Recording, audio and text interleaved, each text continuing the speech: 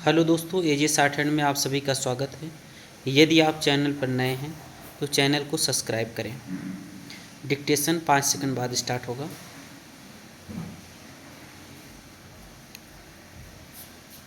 Ready, start. सभापति महोदय, आज हमारे देश में जो ऊपर से लेकर नीचे तक शिक्षा दी जा रही है, उसमें व्यवस्था ही एक कारण है, जिसकी वजह से शिक्षा का स्तर गिरता जा रहा है। मेरा अपना विचार है कि जो शिक्षा प्रणाली है और जिस रूप में शिक्षा दी जा रही है, वही अनुशासनहीनता का भी कारण है।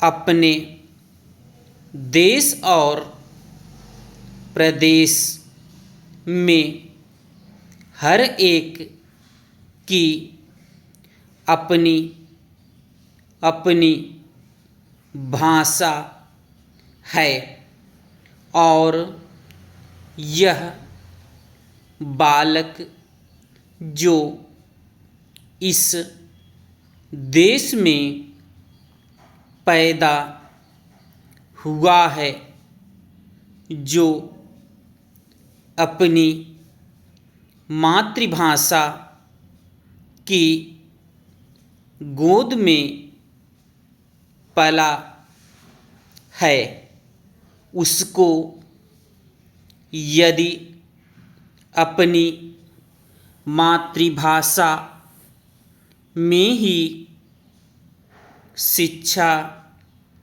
दी जाए तो मेरा विचार है कि शिक्षा का स्तर ठीक हो सकता है।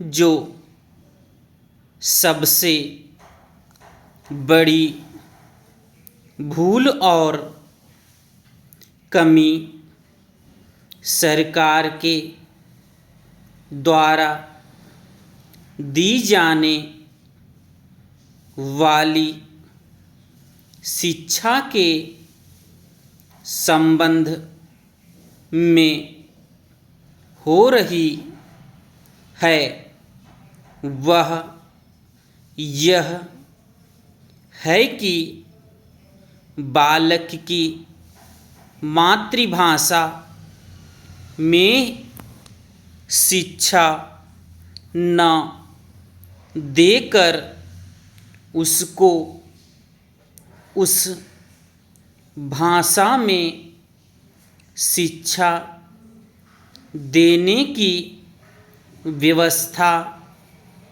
की गई है, जो हमारे देश या प्रदेश की भाषा कभी रही ही नहीं। मेरा अभिप्राय विदेशी भाषा अंग्रेजी से है। मैं यह मानकर चलता हूँ कि जब से यह भाषा इस देश में आई है, चाहे वह किसी कारण से आई हो, इसे आप भी और इस माननीय सदन के सदस्य भी जानते हैं कि उससे बुरे परिणाम ही निकले हैं। कोई भलाई नहीं हुई है। इस देश को जो हानि हुई है वह किसी से छिपी नहीं है। हम देख रहे हैं कि हमारे यहाँ जितना फैशन बढ़ रहा है और जितनी वेशभूषा बिगड़ रही है, यह सब अंग्रेजी भाषा के ही कारण हैं। चेंज जिस समय यहाँ पर अंग्रेज़ों का राज्य था, प्रायः यह देखने को मिलता था कि ये लोग जो विशेषकर के किसी न किसी तरह से सरकारी पक्ष के ही होते थे।